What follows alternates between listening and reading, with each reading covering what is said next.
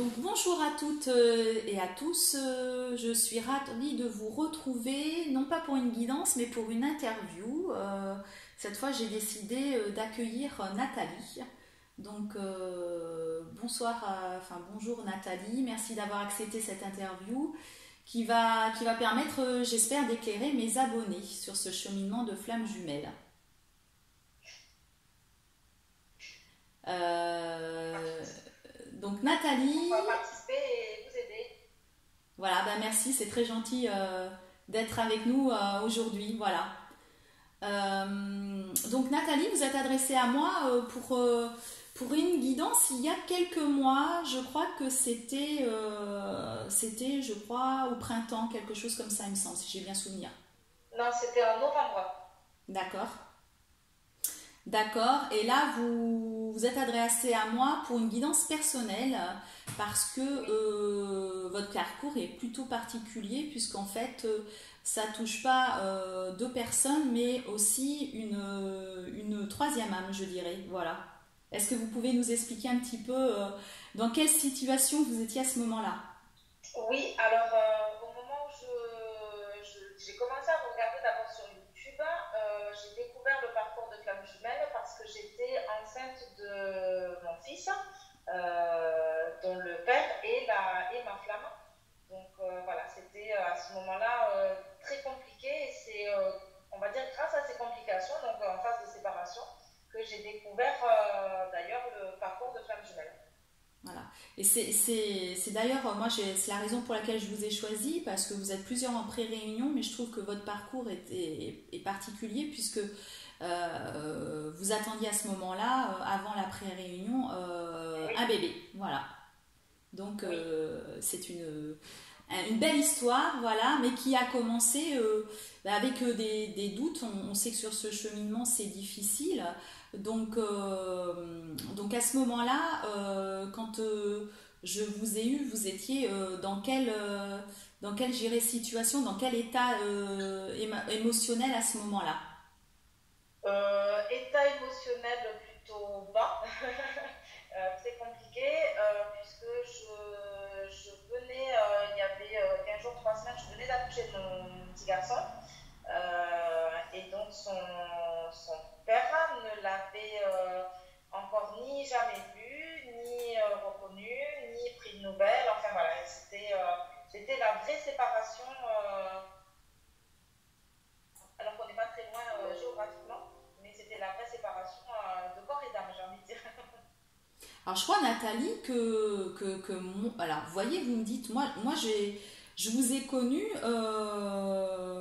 votre premier message était à mon avis quand je suis pas certaine que vous étiez accouchée moi déjà, hein, quand je vous ai connu, hein.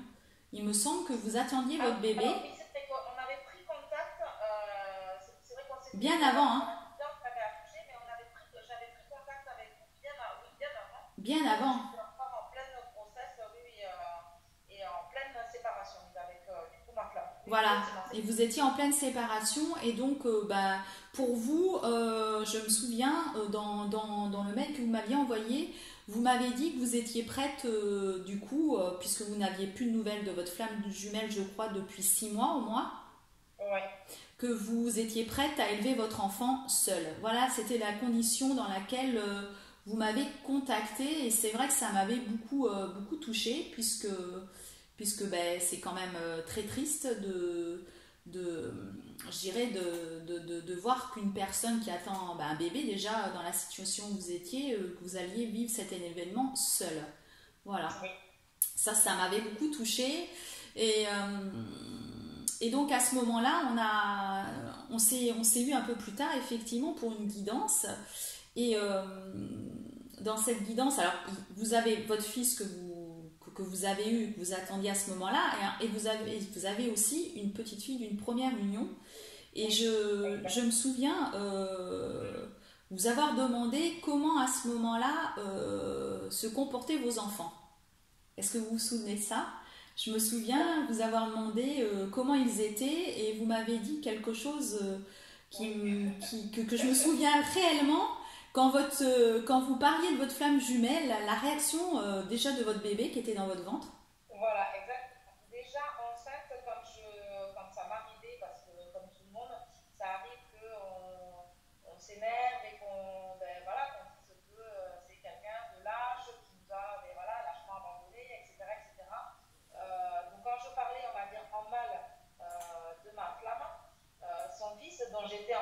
me donnait de violents coups, où faisait des retournements très très très brutaux effectivement, qui me faisaient mal. C'était pas juste il bougeait, c'était voilà, il me faisait mal au ventre.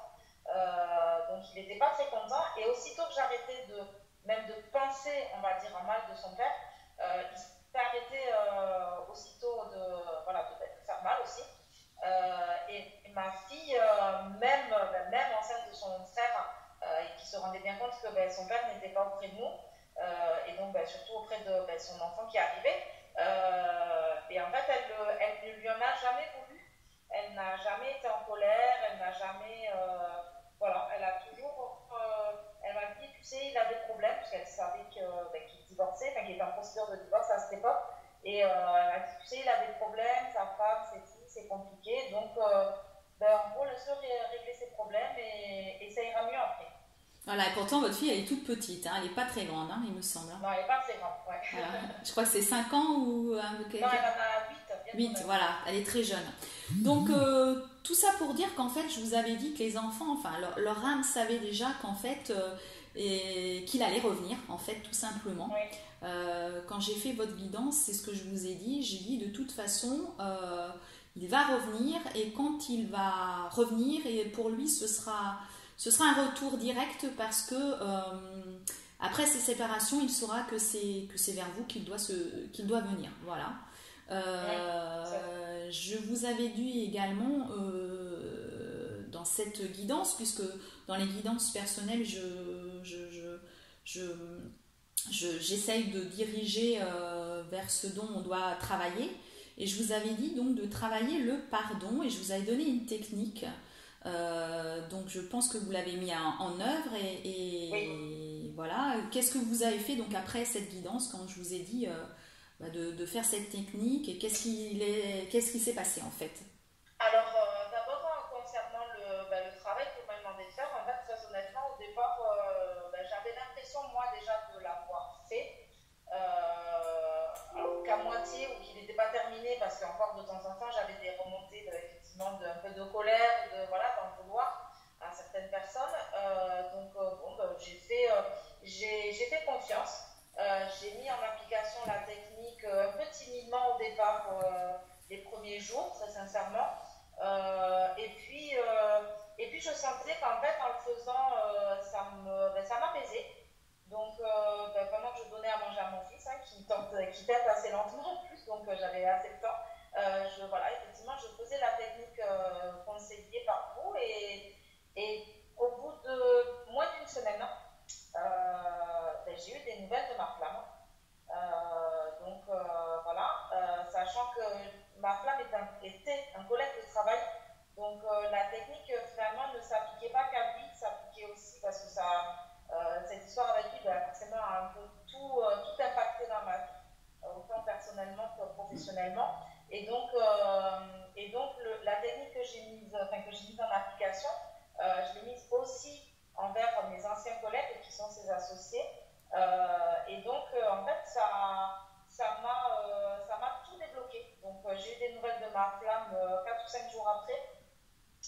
Et j'ai eu aussi, l'après-midi même, j'ai eu un rendez-vous pour un entretien professionnel qui a abouti, puisque je travaille aujourd'hui avec les personnes avec qui j'ai eu rendez-vous l'après-midi même. Voilà, ça a été très rapide. J'ai eu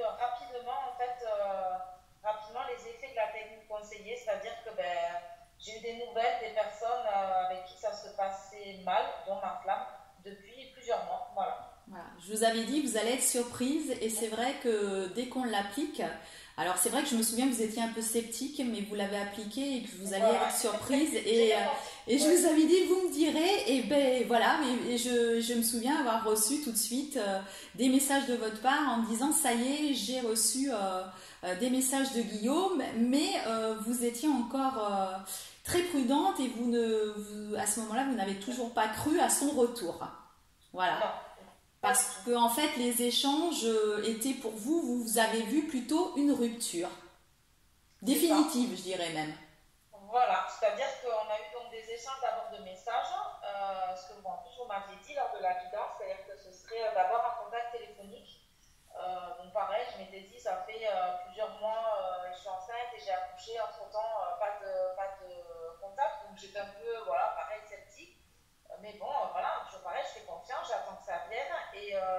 j'ai donc très rapidement contact téléphonique par message. Effectivement, je vous avais transféré les messages parce que son message me paraissait justement un peu dans l'éloignement. Vous m'avez dit l'inverse, donc j'ai laissé faire. J'ai pareil, écouté vos conseils. Moi, je vous avais dit, alors et merci aussi de me transférer, vous n'êtes pas la seule à me transférer vos messages et merci parce que vous me faites vraiment confiance. Et je vous avais dit, vous allez être surprise, mais je vous avais dit, relisez bien, moi je ne vois pas de rupture, mais plutôt de la colère. De la colère de sa part, ouais, exactement. Donc vous étiez quand même, vous êtes resté quand même sur votre position en pensant vraiment à une vraie rupture, et finalement, le rendez-vous est arrivé. Eh bien, le rendez-vous est arrivé. Alors, c'est vraiment rigolo parce que le rendez-vous physique est arrivé le même jour que mon rendez-vous professionnel, en fait. Voilà. Donc ça a été vraiment, vraiment synchro, on va dire. Enfin, je pense que c'est des vraies synchronicités, là, du coup, qui sont aussi synchro dans le temps. Donc, en fait, j'étais à mon rendez-vous professionnel et donc, il m'envoie un message, en fait, pour me dire qu'il voudrait nous voir. Donc, moi qui n'avais pas vu depuis plusieurs mois et son fils qu'il n'avait pas vu du tout, en fait, depuis sa naissance. Voilà, ça c'était une belle surprise et tant mieux.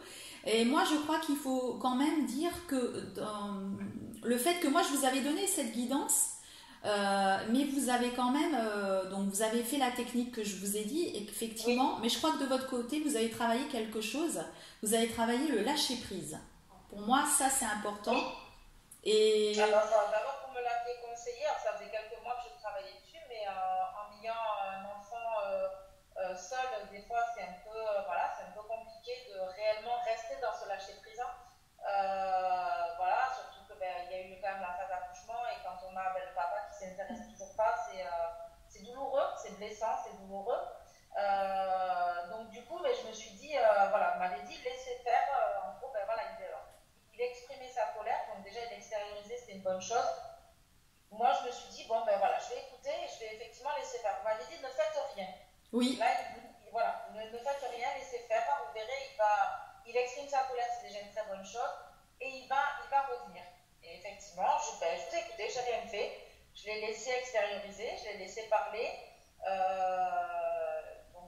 Je l'ai exprimé en tout cas, et donc effectivement, ça a marché très rapidement, puisque ça n'a mis qu'une semaine finalement. Donc, vous avez fait un gros travail aussi sur vous, parce que moi je me souviens aussi, vous m'avez dit, je continue d'avancer et je retrouve ma joie de vivre.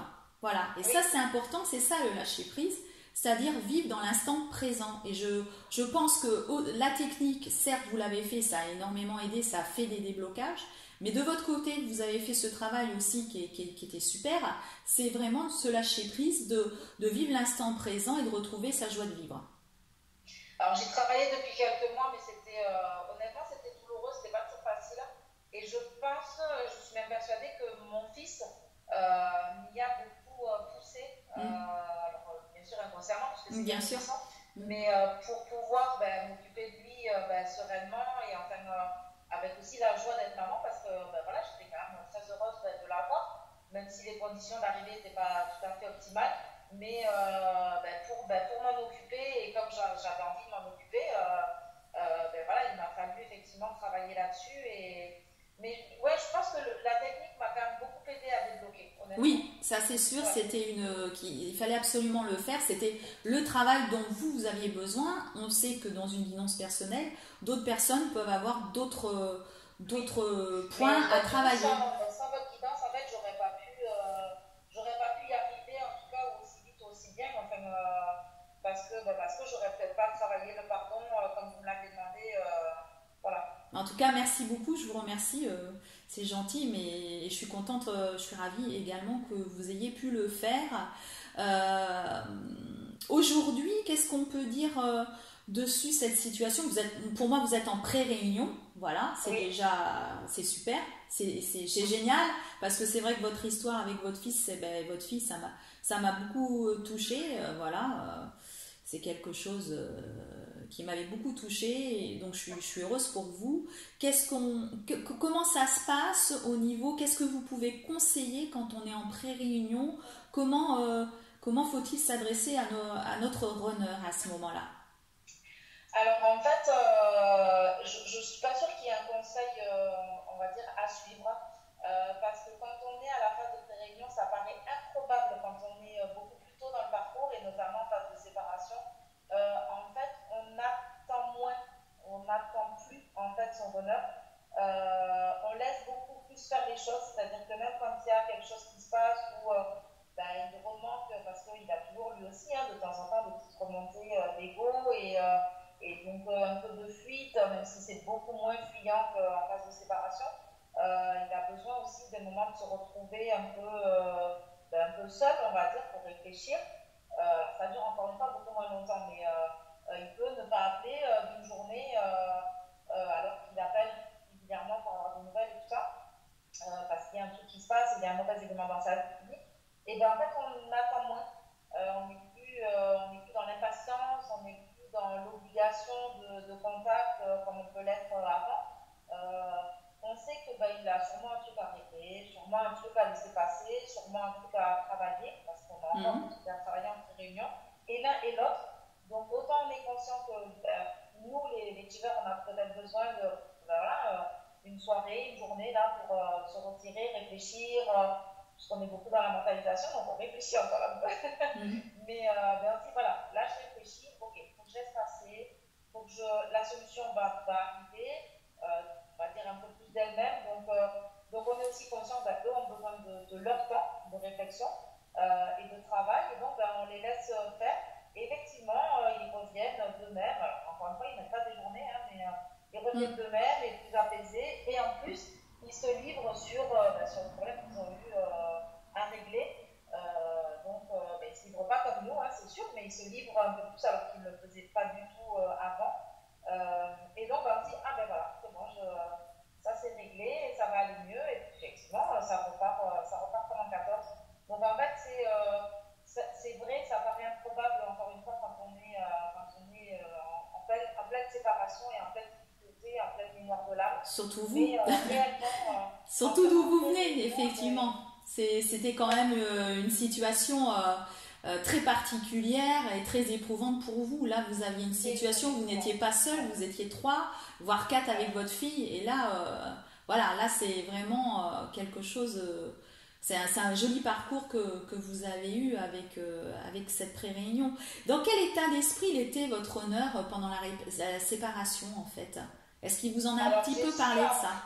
Alors pareil, je l'ai pas pris d'emblée, j'ai un peu essayé de savoir, voilà, on va dire discrètement, sans poser de questions frontales, puisqu'on ne sait même pas ça. En fait, il était dans la souffrance lui aussi, alors que j'ai cru que, parce qu'il est très sportif, qu'il préparait une grosse compétition, j'ai cru que voilà, lui au contraire, c'était cool, il avait le temps de faire son sport avec ses copains et pas s'embarrasser d'une femme enceinte et ses aléas. Et en fait, pas du tout. Lui était dans la souffrance, lui essayait alors voilà, discrètement, mais d'avoir des nouvelles aussi, de par les amis qu'on a en commun, voilà, sur le plan professionnel. Voilà, et donc il essayait de savoir un peu comment on allait, malgré tout, même si je pensais que pas du tout, et si, il était lui aussi dans la souffrance, en fait, donc, et dans le manque. Est-ce qu'il avait également des synchronicités? Il en a eu, alors il est pas très sensible à ça, mais je sais qu'il en a eu, notamment notre fils s'appelle Gabriel, et il a eu, je pense, il n'a jamais eu autant de Gabriel à soigner dans cette période-là, puisque nous sommes professionnels de santé, et voilà, alors Gabriella, enfin, il a eu à faire Donc du tout coup, ça. oui, il s'est aperçu de ça, il s'est posé des questions quand même. Alors, il ne savait pas du tout comment allait s'appeler notre fils, parce que j'ai choisi le prénom toute seule, puisque j'ai tout fait toute seule. Mais voilà, bizarrement, il en a eu beaucoup. Pareil, il a eu. Alors, il avait, alors, pas tout le temps, bien sûr, mais ou les mêmes voitures que moi, et alors il pensait que c'était moi, alors que voilà, ça n'était pas. Il a eu, pareil, des Nathalie, alors d'un point de vue personnel, d'un point de vue professionnel, voilà, il en a eu beaucoup. Il a eu enfin, des femmes enceintes, alors pas que lui soigné, mais pareil, il en a eu beaucoup, énormément peut-être à la période où moi j'étais enceinte et que je travaillais plus, puisque donc je me suis arrêtée de travailler. Oui, il a eu pas mal de synchronicité. Alors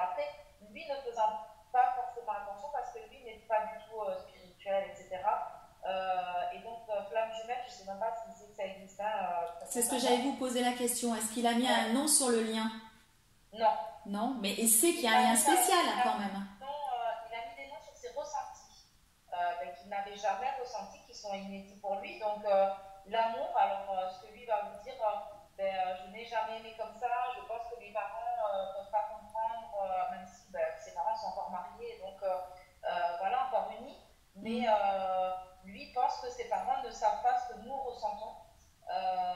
Donc voilà, il met des noms sur les ressentis, sur l'amour, sur l'impossibilité de nous oublier, de faire l'un sans l'autre et de passer à autre chose, donc de couper le lien. D'ailleurs, il parle de lien très spécial. Il ne parle pas de lien d'âme et de choses comme ça, mais il parle de lien d'amour particulier en tout cas. Voilà, d'accord. Il ne met pas de nom sur le lien de flamme jumelle. Donc, vous conseillez, quand on est en pré-réunion, vous pouvez conseiller à mes abonnés qu'il vaut mieux peut-être ne pas parler de ce lien de flamme jumelle, laisser faire les choses. Oui. Moi, encore une fois, je pense que alors, je suis très maintenant dans le laisser faire les choses. Tout comme moi, parce que en fait, je ne suis pas très spirituelle à la base non plus. Oui, mais bien sûr, mais de toute façon, voilà. Toutes les flammes jumelles sont cartésiennes à la base. Voilà. Beaucoup, on a des capacités qu'on a souvent ne pas voulu voir. Voilà, c'est surtout ça. Aussi. Mais après, ce concept de flamme jumelle, on m'en a parlé, mais complètement au hasard, et en plus une personne que je n'aurais jamais cru spirituelle. Donc au début, je me suis dit, ah ouais. Et puis en fait, j'ai lu, parce que j'avais le temps, j'étais arrêtée, enceinte et un peu limitée, donc j'ai eu le temps de me renseigner. Et je me dis que si lui doit en entendre parler, de toute façon, il en entendra parler comme moi, on va dire au hasard de... voilà, tout à fait. Pour ceux et celles qui nous écoutent, j'ai fait une vidéo entre la différence d'âme sœur et de flamme jumelle, et j'explique justement dans cette vidéo que quand on est flamme jumelle, on tombe par hasard sur le terme de flamme jumelle. Voilà, vous l'avez écouté, voilà. Si on est flamme jumelle, on ne connaît pas le terme avant, on l'apprend tout à fait par hasard. Ça fait partie du cheminement des flammes jumelles, de toute façon, de l'apprendre par hasard. On est guidé comme ça pour comprendre ce qui nous arrive. Eh bien, écoutez, moi je trouve que c'est très beau, que c'est une très belle histoire. Je ne sais pas si vous avez d'autres choses peut-être à préciser qui vous viendraient à l'esprit. Non, juste de faire confiance quand on a la chance de pouvoir avoir des guidances personnelles, de faire confiance dans ce que vous nous dites, parce qu'a priori, même si ça paraît complètement improbable quand on est dans le dur, que ça puisse arriver, voilà, si ça doit arriver, effectivement, ça arrivera. Et effectivement, le lâcher prise est quand même, on va dire, l'arme fatale dans ce genre de parcours, c'est-à-dire qu'une fois qu'on a compris que quand ça devra arriver, ça arrivera, et comme ça doit arriver, voilà, effectivement, on laisse faire, et travailler sur soi, effectivement, est le plus important. Et c'est ce qui, finalement, nous mène. Effectivement, rien n'est possible tant que le travail sur soi n'est pas effectué. Donc voilà, il faut vraiment laisser faire, travailler sur soi, et tout ce qui doit arriver de bien et de beau finit par arriver. Voilà. Sachant que je ne suis qu'en pré-réunion, donc en plus, je ne suis même pas, on va dire, à l'apogée de ce qu'il y a de plus beau au bout. Donc, alors peut-être qu'on fera bientôt une autre interview pour la suite de votre histoire, si vous le souhaitez. En tout cas, en entendant, je vous souhaite une très belle année 2020 et beaucoup de bonheur. Parce que je vous remercie beaucoup. Je souhaite également à tous les abonnés et nouveaux abonnés qui m'écoutent une belle et heureuse année 2020 avec beaucoup de bonheur. Vous pouvez me joindre par mail à divine.energie.47@gmail.com, et je me ferai un plaisir, si vous souhaitez, de vous faire une guidance personnelle. Et en entendant, encore une très belle année et à bientôt.